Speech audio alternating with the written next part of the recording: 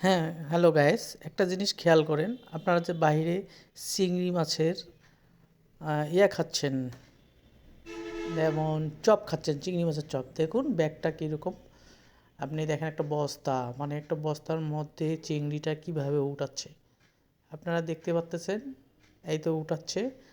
তারপর দেখেন নিচ থেকে উঠাচ্ছে, মানে আপনি চিংড়ি মাছের মাথাটা দেখেন ছড়াই ফেললো।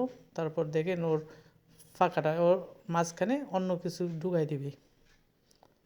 আমরা দেখেন কি খাচ্ছি, আসলে স্বাস্থ্যকর খাবার খাচ্ছি। দেখেন এভাবেই দিল, দেওয়ার পর এটা আবার, হ্যাঁ, চপ তৈরির জন্য দিয়ে দেবে। হুম, তাইলে আপনি কি খাবার খাচ্ছেন? স্বাস্থ্যসম্মত খাবার নাকি অন্য রকম খাবার? এই তো দেখতে পাচ্ছেন খুব মচমচে। তেলটাও যে কতদিনের বলা যায় না। এই জন্য খোলা জায়গায় এসব দোকানে না খাওয়াটাই বেটার, স্বাস্থ্যসম্মত নয়।